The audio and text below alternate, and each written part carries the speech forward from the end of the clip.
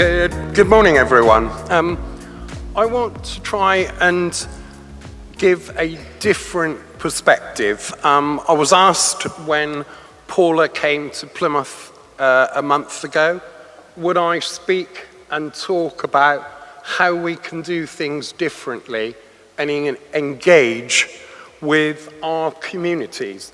The first thing that we do in Plymouth, every time we have a change of political leadership, we do a short video that we send out, each of us as 10 cabinet members, on our responsibilities and how we see our areas and what people want to change.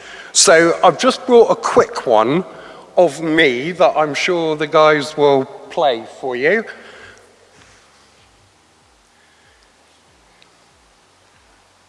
Hello, I'm Councillor Mark Coker, the new Cabinet Member for Strategic Planning, Transport, Infrastructure, Marine and Highways.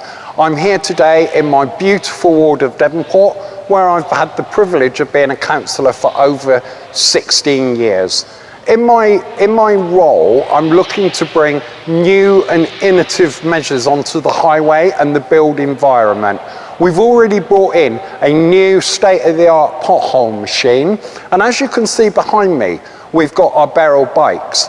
We need to be moving Plymouth forward on sustainable transport, and that also includes a better bus service, a better ferry service, and actually making life really easier for people that live in and work in Plymouth.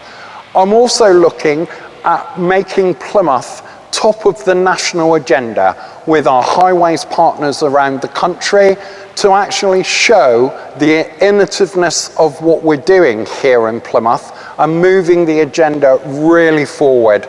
And I hope that everybody will get on board and support us in this project. So one of those goes out to every resident in Plymouth that signed up to our emails, and also on our social media.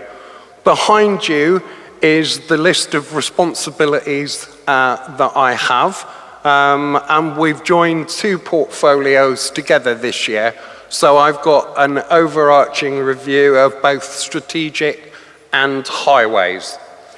This all came about when we set off with our neighbouring councillors in West Devon and South Hams to produce a joint local plan, setting what we wanted to do in the region up until 2024. We set our own strategy. This is about everything within the region, from highways to houses to jobs, and we actually won quite a few awards for this plan.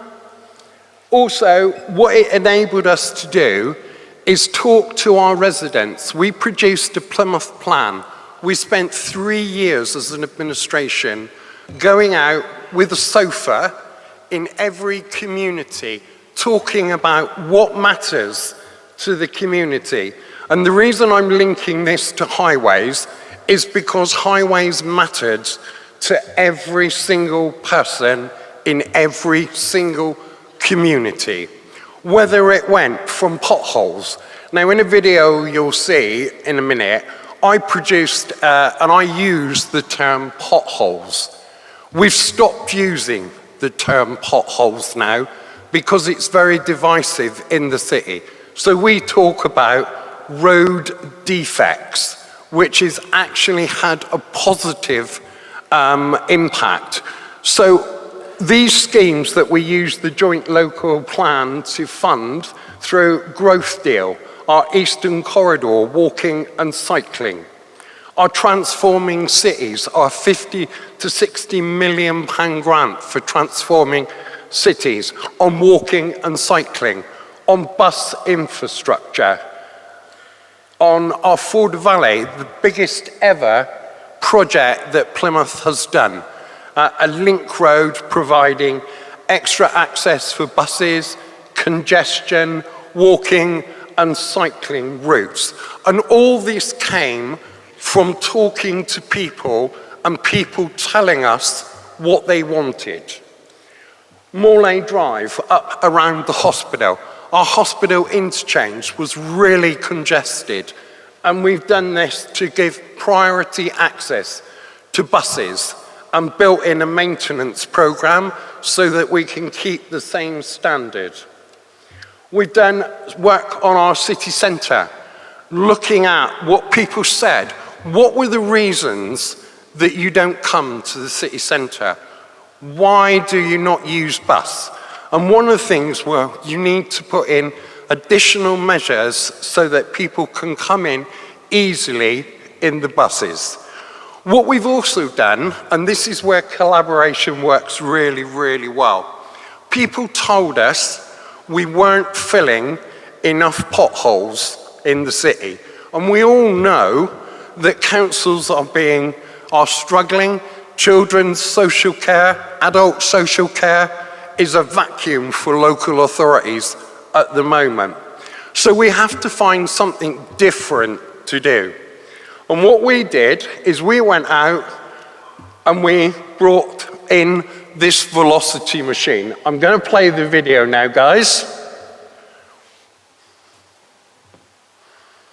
Shut up and sit down.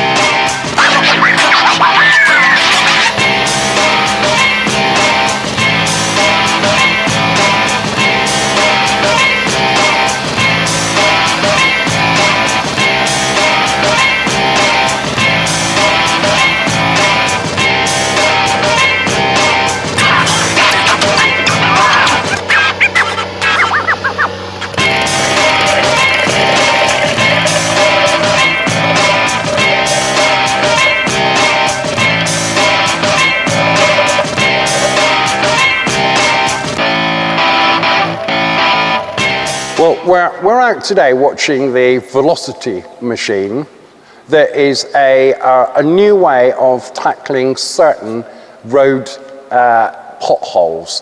The machine has now been working for approximately 2 and a bit weeks, and we've actually mended nearly 400 potholes. This machine allows us to reduce the cost of an average pothole from £45 down to about £14.50, £15. This is not the only method of pothole repairs. This is a new trial period. We are still doing the cut-out and permanent repairs. This is a new way of trying to tackle the issues of our back streets and our neighbourhoods. It is being used elsewhere and it's been really successful. So we will evaluate the results at the end of the 6-month period. And then if successful, which I have every belief that it will be, we will be using this again next year. So there's me out in a residential street with the crew. And what I did is we knocked on doors. We asked residents as we were there, what do you think of this? Is this something you think we should do more of? Something we should do less of? We also went out on social media with the video that you've just seen, asking residents to come back to me, to tell me what they thought. And actually, one of the things that I found really interesting was I didn't get complaints. What I got was, Mark, can I have this in my road, please? Mark, can I have this in my road? This is not a long-term solution. This is the solution for today for Plymouth. We need to look forward at how local authorities are funded. We need to look at long-term maintenance. But for now, it's raising the profile in the city of Plymouth, and that's what I set out to do. Now, just very quickly, because I'm trying to make up some lost time, one of the other things that we're doing is we're working with our Police and Crime Commissioner to look at how we can affect residents' lives. So, for example, what we're doing with Vision Zero, and I believe if there's colleagues from Kent here, I believe it's modelled on what you do there. But we go out into communities, into schools, and we talk to youngsters early about what affects their journey to school, what impacts on accidents around schools. So it's another way of involving the community. We just also introduced a brand new traffic control centre. Horrible picture of me, but with me is Councillor Sally Hayden, who's our Safer Communities Cabinet member, because I'm sure there's people in this room, and I will never forget, I was the ward councillor for the tragic murder of 5 people in Keam, in Plymouth, a few years ago. Plus, we then had a murder within a year of somebody, a young lady was abducted from a bus shelter. So what we've done is we've joined up now to work together with Highways to produce call points around the city that are monitored 24/7 so that people can feel safe in our communities and on our streets. And with our contractor in our highways, which is South West Highways, we go out and we work with the community. So following on from what was said earlier on about social value, we go out there and we do volunteer at Armed Forces Day. Plymouth is a huge armed forces city. We go out and we've set up a community forest. We work in a garden, in a Paradise Park, which is a lovely urban garden in Plymouth that we work with.